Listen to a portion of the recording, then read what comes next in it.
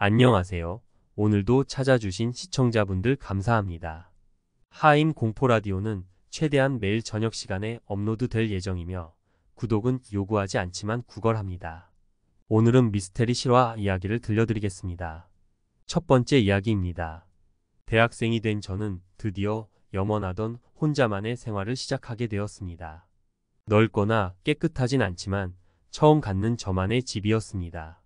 새 집에 불만은 없었습니다만 한 가지 꺼림칙한 사실이 있습니다. 바로 옆집의 주민을 한 번도 본 적이 없다는 것이었어요. 거기다 매일 새벽 3시만 되면 어김없이 옆집에서 여성의 흐느끼는 소리가 들려 은근히 소름 끼치기도 해요.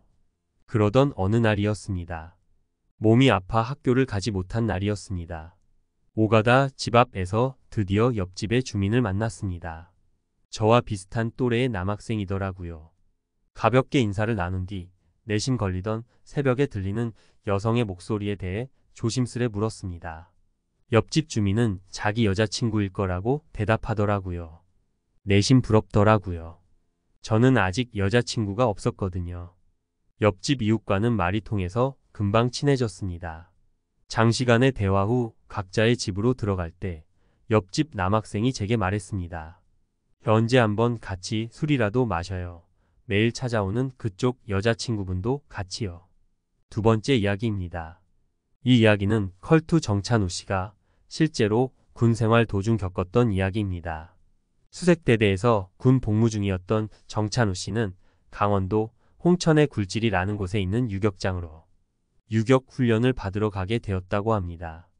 유격 훈련 3일차가 되던 날 모두 함께 10분간 휴식을 취하고 있었죠. 그때 훈련장 앞에 있던 큰 계곡에서 특수부대 출신이었던 작전장교와 일중대 대장의 자존심이 걸린 전투수영 시합이 열렸습니다. 전투수영이란 군복을 모두 착용하고 전투화까지 신은 채로 수영을 하는 것이라 일반 수영보다 훨씬 더 힘들고 어렵습니다. 거기다가 그날은 장마가 지나간 지 얼마 안 되었던 때라 계곡물이 많이 불어 있었고 물살도 아주 거칠었습니다. 모두가 만류했으나 그들은 이미 자존심이 걸렸던 싸움이라 수영 시합을 강행하게 됩니다.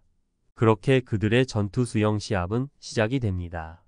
그리고 일중 대장이 무사히 먼저 계곡의 반대편에 도착하게 되었죠. 그리고 뒤를 돌아 작전 장교를 기다리게 됩니다. 그런데 작전 장교가 2m 정도만 가면 도착하는 거리인데 갑자기 수영을 멈춘 채로 가만히 서 있더랍니다. 불러도 대답이 없었고 그냥 가만히 서 있더래요. 물에 빠진 건가? 라고 생각했지만 그것은 또 아니었다고 합니다. 왜냐하면 사람이 물에 빠지게 될 경우 꼴딱꼴딱 거리면서도 3번 정도 허우적대며 위로 올라오는데 작전 장교는 그냥 멀뚱히 서 있기만 했다고 합니다. 그렇게 거칠고 빠르게 흐르는 물살 속에서 1분 정도를 서 있더니 갑자기 물속으로 쑥 들어가더랍니다. 그리고 한참이 지나도 작전 장교는 물 밖으로 나오지 않았습니다. 이에 훈련장은 난리가 났고 모든 훈련이 취소. UDT 대원들이 와서 계곡을 샅샅이 뒤졌으나 작전 장교는 찾지 못했다고 합니다. 그러다 3일이 지났고 작전 장교의 시신을 찾았는데 어디서 찾은 줄 아세요? 시신이 작전 장교가 사라졌던 그 자리에 그대로 있더래요. 떠내려가지도 않고. 사고 당시 물살이 굉장히 셌기 때문에 시신이 떠내려가지 않고 그 자리에 그대로 있을 줄은 상상도 못했던 거죠. 더 소름 돋는 건 뭔지 아세요? 작전 장교의 시신을 옮기고 난 뒤 시신이 발견된 곳에 긴 말뚝을 박아 표시를 해 두었었는데 말뚝을 아무리 빼려고 해도 빠지지가 않더래요. 아주 살짝만 박아 놓았는데 말이죠. 그런데 당시 현장에 계시던 작전 장교의 부인 되시는 분이 그 말뚝을 빼려고 했더니 신기하게도 쑥 하고 빠지는 겁니다. 그리고 그 말뚝을 계곡으로 던졌는데 말뚝이 떠내려가지 않고 그 자리에 한참을 빙글빙글 돌다가 떠내려갔다고 합니다. 그런데 정말 놀랍게도 당시 현장에 계시던 작전 장교의 부인 되시는 분께서 그 말뚝을 빼려고 했더니 신기하게도 가볍게 쏙 빠지더랍니다. 그리고 말뚝을 계곡으로 던졌는데 말뚝이 떠내려가지도 않고 그 자리에 한참을 빙글빙글 돌다가 떠내려갔다고 해요. 마치 그 모습이 부인에게 작별 인사라도 하는 것처럼 말이죠. 세 번째 이야기입니다. 퇴근 후 집으로 돌아가는 길이었다. 여느 때처럼 버스에 탔다.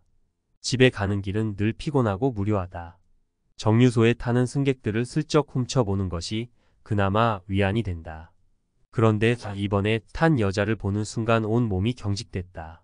긴 머리 사이로 비정상적으로 노란 눈동자가 떨리며 버스 구석구석을 살펴본다.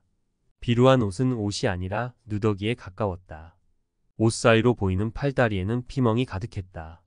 결정적으로 다리가 하나 없는데 마치 두 발로 걷는 것처럼 다가온다. 필시 이 세상의 존재가 아닌 것 같다. 분명하다. 이상한 점은 나 외의 승객들은 전혀 신경 쓰지 않는다. 아무래도 다른 사람들한테는 보이지 않는 것 같다. 그 여자는 자신이 보이는 사람을 찾는 것처럼 한 사람, 한 사람, 의자에 앉아있는 승객들의 얼굴을 들여다본다. 점점 내 자리로 다가온다. 안 보는 것처럼 정면을 향해 응시했다. 마침내 다가온 여자는 내 얼굴을 가만히 바라본다. 제발, 제발, 어서 가버려. 마음속으로 빌고 빌었다.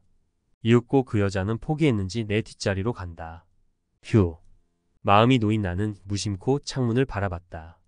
유리 창문으로 뒤에서 날 쳐다보는 그녀와 눈이 마주쳤다. 그녀는 기쁜 듯이 미소 지으며 말했다. 너 내가 보이지? 네 번째 이야기입니다. 휴, 이제 끝났다. 이사를 드디어 끝마쳤다. 이삿짐 센터 사람들이 모두 간 후 나는 포장 박스를 하나하나 풀어 차곡차곡 정리하기 시작했다. 컴퓨터는 컴퓨터 자리, 식탁은 부엌으로 하나둘 정리가 되어갔다. 띵동. 누구지? 나는 문 앞으로 다가갔다. 누구세요? 나다 임마. 대학 같은 과 선배였다. 선배가 오자 나는 굉장히 반가웠다. 마침 그날은 13일의 금요일이며 무덥디 무더운 여름이었고 배가 고팠기에 잘됐다 싶었다.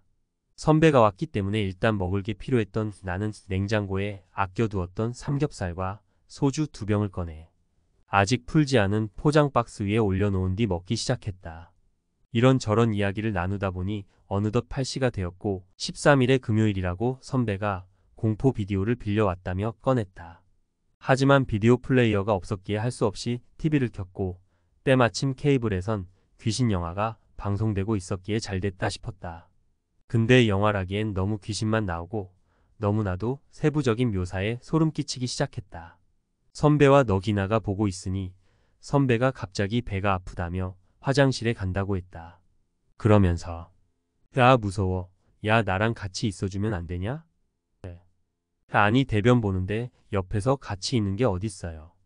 무슨 공중화장실도 아니고 집화장실인데. 선배 같지 않게 왜 그래요? 젠장 괜히 공포 분위기 조성했다간 죽을 줄 알아 너. 선배가 화장실에 들어갔고 혼자서 그 영화를 마저 보는데 무언가가 내 머릿속을 스치고 갔다. 난 느낄 수 있었다. 등골이 오싹해지며 소름이 돋았다. 온몸이 움직이질 않았다. 나는 그 자리에서 얼른 뛰쳐나왔다. 이삿짐 정리가 반도 되지 않은 상태에 대문을 팍 차고 미친 듯이 달렸다. 사람이 많은 곳에 가야 할 것만 같았다.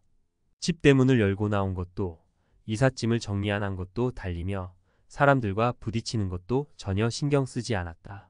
그렇게 달리고 달려 시내 한복판에 도착했고 사람들이 많지는 않았지만 밤이라 컴컴했다. 밝은 곳에 가고 싶어 눈에 띈 백화점. 나는 백화점 의류 코너에 도착하자마자 주저앉고 말았다. 수많은 사람들이 지나가며 나를 쳐다봤지만 난 아무래도 상관없었다. 방금 이사를 끝낸 집이다. 케이블은 신청도 안 했는데 TV는 어떻게 나온 것이며 내가 이사한 집 주소를 그 누구에게도 말해준 적이 없었다는 것도 그제서야 깨달았다.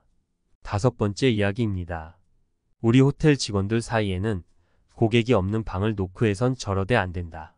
라는 불율문이 있다. 노크는 무언가를 부르는 행동이라고 한다. 사람이 없는 방을 노크하면 그곳에 있는 무언가가, 그러니까 사람 아닌 존재가 나온다고 한다. 그리고 자신을 부르는 상대에게 반응하여 문을 여는 순간 평상시에는 보이지 않았던 것이 보인다고 한다. 나는 그 말을 그냥 괴담이라 생각했다. 여느 때처럼 그날도 나는 아침 룸서비스를 위해 603호를 방문했다. 똑똑. 아무 소리도 들리지 않고 사람의 소리도 전혀 들리지 않았다. 한 번 더 똑똑 두드렸고 한 여자가 나왔다. 부시시한 여자. 금방 자다 깬 사람 같았다. 안녕하세요. 룸서비스 위에 방문했습니다. 아침 식사는 어떤 걸로 하시겠어요? 빵과 죽이 있는데 어떤 걸로 드릴까요? 네. 아무거나. 어이가 없었다. 아무거나라니. 나는 짜증났지만 어쩔 수 없이 그녀에게 친절한 미소로 화답했다. 그럼 손님 빵으로 준비해드리겠습니다. 하며 빵을 테이블이 준비해주기 위해 방에 들어가며 내 뒤에 있는 그녀를 쳐다볼 수가 없었다. 처음에는 몰랐는데 모든 방에 있는 가구가 거꾸로 되어 있었고 거울에 비쳐 내 뒤에 보이는 그녀는 옷도 거꾸로 신발도 거꾸로 신고 있었기 때문이다. 귀신은 사람이 하는 걸 모두 거꾸로 따라한다면서. 나중에 기절한 나를 찾은 직원들은 말했다. 너 여기 빈 방인데 여기 왜 온 거야? 네. 6번째 이야기입니다. 제가 고등학교 때 이야기네요. 늦은 밤 학원 끝나고 집에 가려는데 어떤 남자가 계속 따라오는 거예요. 처음에는 그냥 나랑 집 방향이 같겠지 하는데 아무리 생각해도 저를 쫓아온다는 생각이 들었어요. 저와 걸음 속도를 계속 맞추더라고요. 집에 가기엔 아직 10분 정도 남았고 뒤에 따라오던 그 남잔 더욱 바짝 붙어 따라온다는 것이 느껴졌습니다. 또 무서웠던 저는 혹시나 가족이 위험해질 수도 있다는 생각에 집과는 다른 방향으로 걸었습니다. 그러다 보니 시간도 늦어지고 어쩌다 보니 점점 외진 길로 가게 되었습니다. 어떡하지? 혼자 머릿속으로 이 말만을 되새기며 도망치듯 빠른 걸음으로 걸었고 그런 제 눈가에는 어느새 눈물이 그렁그렁 맺혔습니다. 겁먹고 정신이 반쯤 나간 상태로 걷고 있던 제 앞에 이제 막 세탁소 문을 닫으며 정리하는 아저씨가 보였습니다. 그러다 아저씨는 저와 눈이 마주쳤고 눈물이 그렁그렁한 눈에 겁먹은 제 표정을 본 아저씨가 알아채 주셨는지 말씀하셨습니다. 어유 재현아, 오늘 왜 이렇게 늦었어? 얼른 와, 얼른, 아빠가 기다렸잖아. 라며 말씀해 주시는 아저씨가 너무나 고마워 아저씨에게 얼른 뛰어갔습니다. 그렇게 가쁜 숨을 정리해가며 아저씨와 함께 잠시 들어가려 하는데 그 남자가 갑자기 폴짝폴짝 뛰며 제 옆으로 지나가며 말했습니다. 어제 재현이 아닌데, 재현이 아닌데.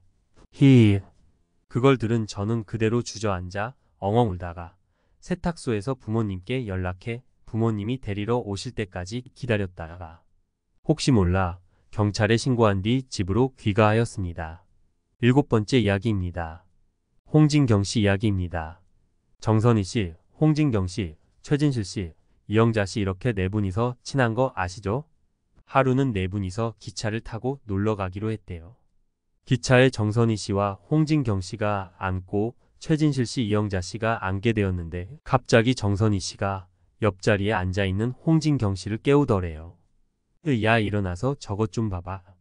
다 왜? 자고 있는데 깨우고 그래. 저것 좀 봐봐 빨리. 정선희 씨는 창문 밖을 가리키고 있었고 홍진경 씨는 비몽사몽한 채로 창밖을 바라봤대요. 근데 창문에는 비만 내리고 있을 뿐 아무것도 없었고요.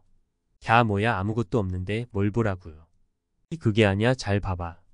그래서 홍진경 씨가 눈을 비빈 뒤 다시 창밖을 보니 한 엄마가 아이를 업은 뒤 달리는 것이 보이는 거예요. 자세히 보니 엄마와 아이는 기차의 속력이 무지 빠른데도 불구하고 아무런 움직임은 없는데 기차와 같은 속도로 움직이더랍니다. 홍진경 씨는 너무 놀라서 언니 뭐야? 무서워. 라며 정선이를 쳐다봤는데 정선이는 자는 중이었대요. 8번째 이야기입니다. 배우 김혜수 씨의 동생인 김동현 씨 이야기입니다. 하루는 집에서 잠을 자고 있는데 목이 너무 말랐대요. 그래서 잠에서 깼는데 몸이 너무 무겁고 특히 배가 너무너무 무겁더랍니다. 그래서 이불을 들춰봤는데 거기에 6-7살 정도 되는 꼬마아이가 앉아있더래요. 형아, 내가 재밌게 해줄까? 네. 하며 말이 끝나기 무섭게 배에서 방방 뛰더랍니다. 너무 놀란 김동현 씨는 입 밖으로 아무 말도 안 나오다가 겨우겨우 엄마 라며 소리를 질렀답니다. 그랬더니 방문이 벌컥 열리면서 너 그만하지 못해? 야구 엄마가 소리를 질렀어요. 그랬더니 애기 귀신이 사라졌고 김동현이 놀란 가슴을 진정시키며 잠시 눈을 감으며 엄마에게 엄마 고마워 나 진짜 무서워 죽는 줄 알았어 하며 말을 걸었는데 오늘 집에 아무도 없던 것이 생각나더랍니다. 9번째 이야기입니다. 우리 회사에 얼마 전에 들어온 직원이 하나 있었다. 내 옆자리였고 입사 후부터 항상 조용했던 그녀는 업무적인 이야기를 제외하면 이야기를 거의 하지 않았다.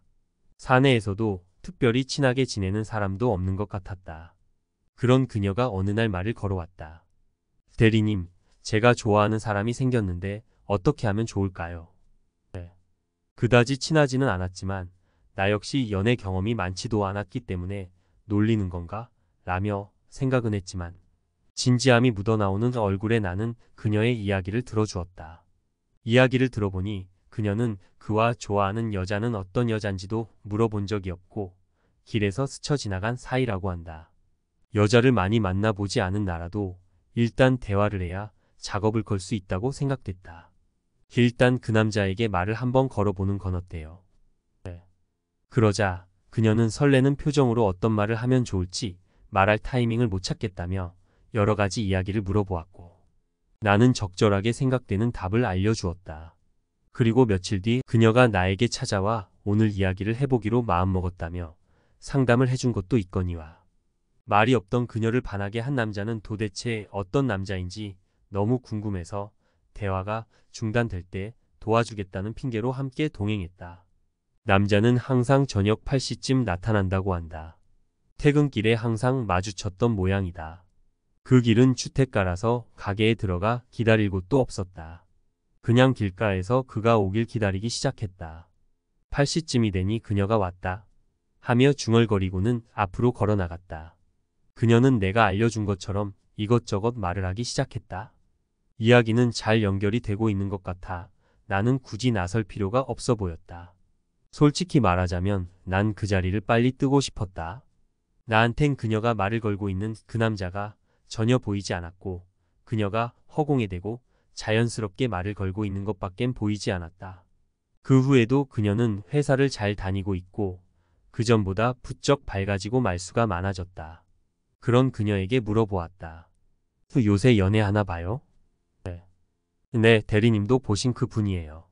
대리님 덕분에 잘 됐어요. 고맙습니다. 그와 어떤 데이트를 하냐고 넌지시 물어보자 기쁜 듯이 함께 살고 있다고 대답했다. 마지막 이야기입니다. 어느 날 집으로 돌아오는데 집 근처에서 연기와 탄내가 진동을 했다. 혹시 우리 집에 불이라도 났나 싶어서 급하게 가다 보니 다행히 집에서 조금 멀리 떨어진 집이었다. 하지만 소방차가 아직 도착하지 않아 집 주인이라고 생각되는 부부와 주변 사람들은 안타깝게 쳐다만 보고 있었다. 점점 집은 불타오르고 있는데 문득 그 집의 2층을 보니 한 8살쯤 돼 보이는 여자아이가 서 있었다. 뭔가 말을 하고 있는 것 같았는데 구해달란 소리인 것 같았다. 다들 뭐해요? 빨리 돕지 않으면 죽을지도 몰라요. 그러나 그 부부는 멍하니 아무 말도 하지 않은 채 그 아이를 바라보고만 있었다. 부부의 어이없는 태도에 나는 기가 막혀 소녀를 구하기 위해 불길 속으로 뛰어들려 했으나 주변 사람들은 어이없게도 그런 나를 말리기 시작했다. 큰 불로 인해 사람들이 이상해진 건가 싶어 따지려는데 누군가가 말했다. 그저 부부에겐 아이가 없어. 무슨 말을 하고 있는지 이해가 되지 않았다. 하지만 아깨는 초조한 상황이라 느끼지 못했지만 소녀를 다시 보니 위화감이 느껴졌다. 소녀는 불길에 휩싸여 있었지만 무서워하는 모습이 아니었다. 당황하는 모습도 아니었고 무표정한 얼굴로 뭔가 계속 말하고 있었다. 나는 한참을 바라본 뒤 그 아이가 말하고 있는 것을 할 수 있었다. 불타라, 불타라, 불타라, 불타라, 불타라, 불타라, 불타라, 불타라, 불타라. 소방차가 도착할 때까지 나도 주변 사람과 함께 쳐다만 보고 있을 수밖에 없었다. 그리고 화재가 진압이 되었을 땐 그 집은 완전히 불에 타 재만 남았지만 죽은 사람은 아무도 없었다.